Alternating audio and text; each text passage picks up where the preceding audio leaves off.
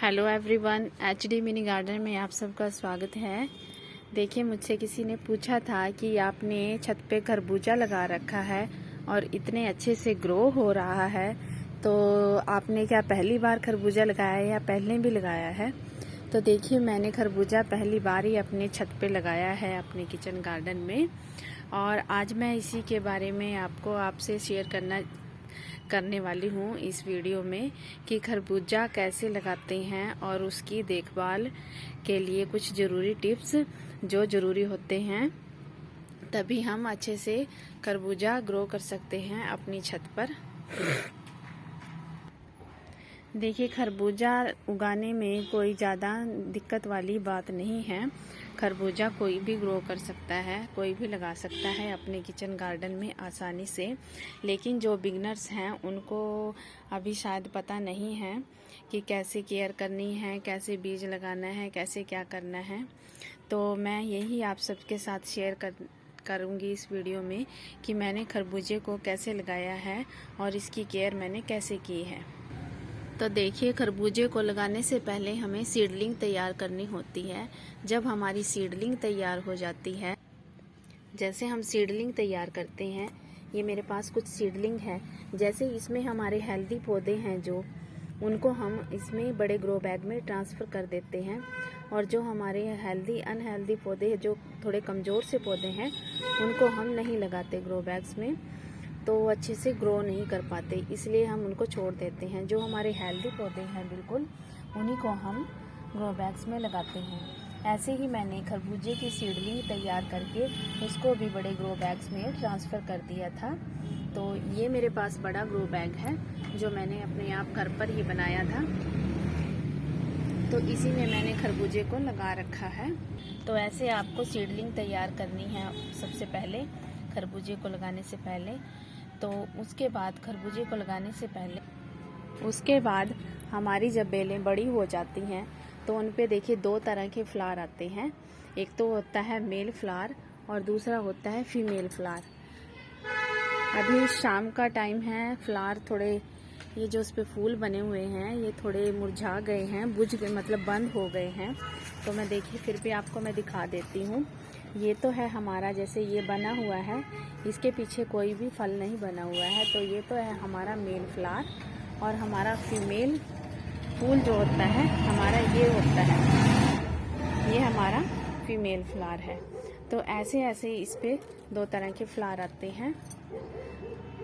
वैसे तो सब बेलों पे दो तरह के फ्लावर आते हैं, लेकिन फिर भी मैं आपकी जानकारी के लिए बता रही हूँ कि खरबूजे में हमारा ऐसे ही, जैसे हमारा कद्दू में फल बनता है, तो खरबूजे में भी हमारा ऐसे ही फल बनता है पीछे। और ये जब पॉलिनेशन हो जाता है, मेरे तो देखिए इसमें नेचुरल पॉलिनेशन हुआ है, मैंने किसी पे भी हैंड पॉलिनेशन नहीं किया है।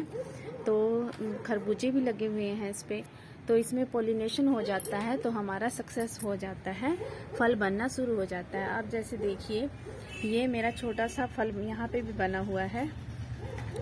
अभी 2 दिन पहले ही इसमें पॉलिनेशन हुआ है, 2 दिन पहले ये फूल लगा हुआ था इसमें, और पॉलिनेशन होके ऐसे ये हमारा फूल नीचे लटक गया है। तो इसकी पहचान यही है कि जब पॉलिनेशन हमारा हो जाता है, नेचुरल पॉलिनेशन हो जाता है, या अब हम हैंड पॉलिनेशन करते हैं, तो हमारा फल नीचे की ओर लटक जाता है, और 2-4 दिन में ही हमें पता लग जाता है कि ये पॉलिनेशन हुआ है और सक्सेस हो गया है पॉलिनेशन। तो ये हमारा फ्रूट अच्छे से बनकर तैयार हो जाएगा। कई बार हमें हैंड पॉलिनेशन करना पड़ता है क्योंकि हमारे गार्डन में नेचुरल पॉलिनेटर नहीं होते, जैसे कि तितलियां, भंवरे वगैरह या मधुमक्खियां वगैरह नहीं आती। तो देखिए, मेरे यहाँ तो आती रहती हैं, मधुमक्खियां भी आती हैं और तितलियां भी आती रहती हैं। तो ये देखिए, मेरे अच्छे से यहाँ पे ये बने हुए हैं खरबूजे, यहाँ पे भी लगा हुआ है, और ये देखिए यहाँ पे भी बना हुआ है, और ये सबसे पहला फल है मेरा जो यहाँ पे बना हुआ है। तो ऐसे आपके फल बनना शुरू हो जाएंगे जब आपकी बेलें बड़ी हो जाएंगी। तो उनकी केयर कैसे करनी है? अब जैसे हम हर 15 दिन या 10 दिन बाद हम उसमें फर्टिलाइज़र डालते हैं, कोई भी फर्टिलाइज़र डाल सकते हैं, पर वैसे ज़्यादातर लिक्विड फर्टिलाइज़र ही हमारा अच्छा रहता है जब हमारी बेलें बड़ी हो जाती हैं, क्योंकि वो हमारे पौधों पे तुरंत असर करता है। मैंने तो इसमें दो बार ही फर्टिलाइज़र डाला है, वो भी एक बार बनाना पील फर्टिलाइज़र डाला था और एक बार मैंने गोबर की खाद को ही लिक्विड करके उसका फर्टिलाइज़र मैंने डाल दिया था। इसमें सिर्फ 2 बार मैंने इसको फर्टिलाइज़ किया है और उसका असर ये है। और सबसे पहले बात तो मेरी मिट्टी जो थी वो बहुत बढ़िया बनी हुई थी, क्योंकि मिट्टी में मैंने गोबर की खाद और किचन वेस्ट और मिट्टी तीनों चीज़ें मैंने खूब इसमें डाली हुई हैं। किचन वेस्ट तो मैंने बहुत बार इसमें डाल के नीचे मिट्टी में दबा के उसके ऊपर मिट्टी की लेयर लगा दी थी। उसके बाद मैंने इसमें बेलें लगाई थी। अगर आपकी मिट्टी सीधी सादी है, उसमें कोई किचन वेस्ट खाद या कोई भी गोबर की खाद नहीं है, तो आपको उसकी ज़्यादा केयर करनी पड़ती है, क्योंकि उस पर हमें समय समय पे फर्टिलाइज़र डालना पड़ता है। हर 15 दिन के बाद 10 दिन के बाद अच्छी फ्रूटिंग के लिए फर्टिलाइज़र डालना बहुत ज़रूरी होता है। तो मेरी तो मिट्टी पहले से ही रिच बनी हुई है।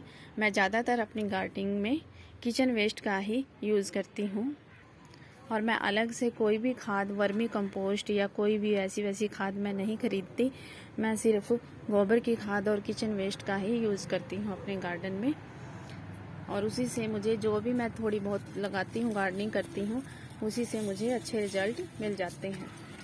और आपका बीज और दूसरी बात, पहली बात तो मिट्टी की है। मिट्टी अगर हमारी रिच बनी हुई होगी तो हमें ज़्यादा फर्टिलाइज़र हमें ज़्यादा मिट्टी को फर्टिलाइज करने की ज़रूरत नहीं पड़ेगी। और दूसरी बात, अगर हमारे बीज बढ़िया होंगे, अच्छा बीज होगा हमारा, तो भी हमारे पौधे हमें अच्छी फ्रूटिंग देंगे। तो दूसरी बात है, बीज भी अच्छा डालिए तो तभी आपको अच्छी फ्रूटिंग मिलेगी। और तीसरी बात, जो बेल की केयर करनी है, तो बेलों की केयर हमें कैसे करनी है, जैसे हमारे फ्रूट बनने अब शुरू हो गए हैं और इसके बाद हमारी जो टिप होती है, बेल की जो टिप होती है, अब देखिए इसको मैंने ना जगह जगह से इसकी टिप को मैंने कट कर रखा है। कहीं पे भी आपको इस पे टिप नहीं दिखाई देगी, क्योंकि अगर हम उस टिप को रखेंगे तो वो आगे ग्रोथ करेगी। ये देखिए, जैसे ये टिप बनी हुई है हमारी, तो इसको हम यहाँ से तोड़ देंगे ऐसे। इसको तोड़ने का रीज़न क्या है, ताकि जो हमारे फ्रूट बने हुए हैं, क्योंकि हम गमले में गार्डनिंग करते हैं तो एक सीमित जगह में हम गार्डनिंग करते हैं। अगर हम खुली जगह में गार्डनिंग करेंगे ज़मीन में, तो हमें इन सब टिप्स की ज़रूरत नहीं पड़ती करने की। तो हम गमले में गार्डनिंग करते हैं तो हमें ये टिप्स फॉलो करने पड़ते हैं। ये टिप मैंने क्यों तोड़ी है, क्योंकि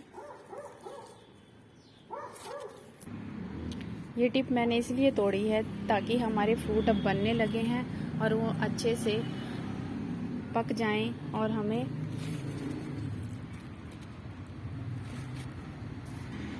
तो जो पौधों को जो नीचे से एनर्जी मिलती है मिट्टी में से, तो हमारी वो जो आगे जो ब्रांच बड़ी हुई है, ताकि वो एनर्जी हमारी उसमें ना वेस्ट हो और फ्रूट बनने में और पकने में ही वो सारी एनर्जी लग सके, तभी हमारा फ्रूट अच्छे से बनेगा। तो खरबूजे की बेल पर तो हमें ये करना पड़ता है, ये टिप हमें तोड़नी पड़ती है ताकि हमारी सारी एनर्जी फ्रूट को पकने में लगे, पौधे की सारी एनर्जी फ्रूट पकने में लगे और हमारा फ्रूट हमें अच्छी तरह से हमें मिल सके। तो आप भी अपनी छत पर गमले में खरबूजा उगा सकते हैं, लगा सकते हैं, तो लगाइए। और यही सब मैं आपके साथ शेयर करना चाहती थी कि मैंने खरबूजा गमले में लगा रखा है छत पे ग्रो बैग्स में, और उसकी केयर कैसे करनी है, तो यही सब इस वीडियो में आपके साथ मैंने शेयर किया है।